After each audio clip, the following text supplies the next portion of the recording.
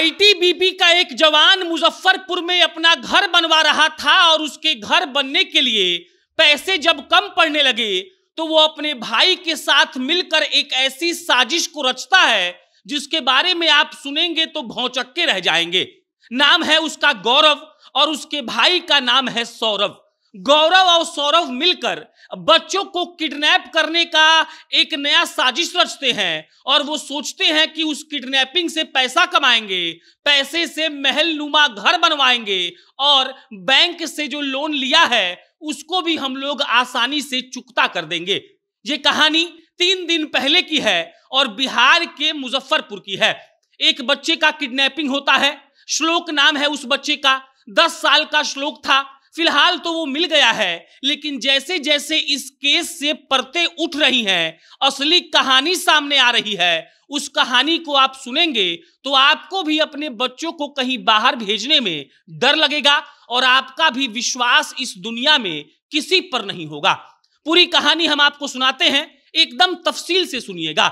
ITBP के जवान का नाम है गौरव। गौरव का घर है सीतामढ़ी में। वो एक नया घर बनवा रहा है और नए घर बनवाने के लिए उसने बैंक से लोन लिया है। बैंक का लोन तो खत्म हो गया, यानी कि बैंक का लोन का जो पैसा मिला था वो घर बनवाने में खत्म हो गया, लेकिन घर अब तक पूरे तरीके से बन नहीं पाया है।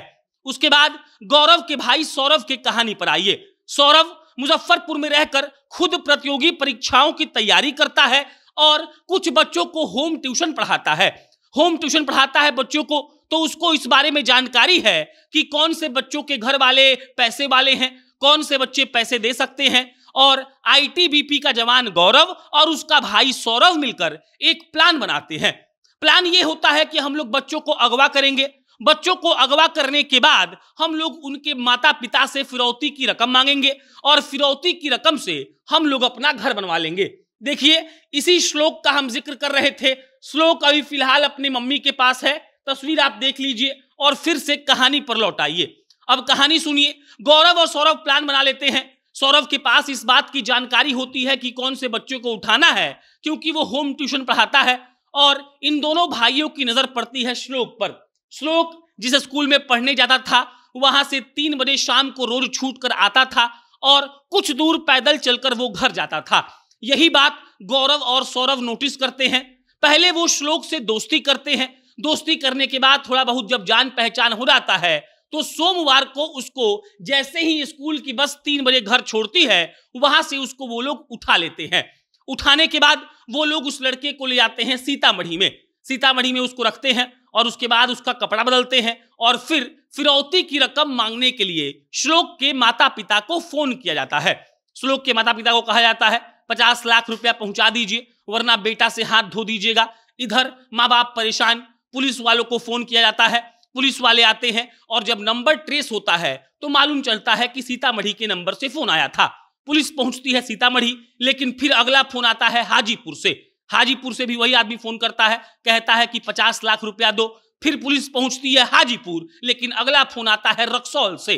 फिर पुलिस पहुंचती है रक्सौल, लेकिन कुछ भी मालूम नहीं पड़ता है। इधर पुलिस वाले सीसीटीवी कैमरे भी खंगाल रहे थे और उन्हें यह मालूम पड़ गया था कि जो फिरौती की रकम मांग रहा है आईटीबीपी का जवान, वो अपने फोन से फोन नहीं कर रहा है और वो लगातार ट्रेवल कर रहा है। वो रिक्शे वालों से फोन मांगकर फोन कर रहा था, ठेले वालों का फोन मांगकर फोन कर रहा था, सब्जी वालों का फोन मांगकर फोन कर रहा था और फिर वहां से गायब हो जा रहा था। पुलिस वाले धीरे धीरे उसके तरीके को समझते हैं और जब सीसीटीवी का पड़ताल होता है तब उनको एक आदमी दिखता है संदिग्ध, जो मुजफ्फरपुर के रामदयालु में था जहां से आखिरी कॉल गया था। पुलिस वाले उसका कपड़ा देखते हैं और उसके बाद रामदयालु से ही आखिरी कॉल जाता है श्लोक के माता पिता को कि सीतामढ़ी के जिस ट्रेन में आप अभी ट्रेन जो गुजर रही है सीतामढ़ी के लिए मुजफ्फरपुर से, उसमें आप पैसा लेकर बैठ जाइए। पुलिस वाले सादे कपड़े में ट्रेन में घुसते हैं और जहां वो फिरौती मांगने वाला बुलाता है वहां पहुंचते हैं और उसके बाद सारा भांडा खुल जाता है। मालूम पड़ता है कि वो आईटीबीपी का जवान है और जवान ने ही बच्चे को किडनैप किया है अपने भाई की मदद से। गौरव और सौरभ बताते हैं कि बच्चे सीतामढ़ी में है। सीतामढ़ी जाती है पुलिस उसको लेकर और सीतामढ़ी से बच्चा बरामद होता है। इसी बीच जो गौरव है आईटीबीपी का जवान, वो भाग जाता है, लेकिन सौरभ पकड़ा जाता है। अब सौरभ से पूछताछ चल रही है। मालूम चल रहा है कि श्लोक के अलावा ऐसे और कई बच्चे थे जिनको ये दोनों भाई मिलकर किडनैप करने वाले थे और किडनैपिंग के पैसे से ही ये लोग अपना घर बनवाने वाले थे। लेकिन मुजफ्फरपुर और सीतामढ़ी पुलिस की दाद देनी होगी, इन लोगों ने रंगे हाथों उनको पकड़ लिया, बच्चा भी सही सलामत अपने घर पर पहुंच गया और जो इन लोग का प्लानिंग था 4-5 बच्चों को अगवा करके फिरौती का रकम लेकर उससे घर बनवाने का, उस पर पानी फिर गया। बाकी इस पर कोई अपडेट आगे आपको मितला करेंगे। मेरा नाम प्रशांत है। बहुत बहुत धन्यवाद।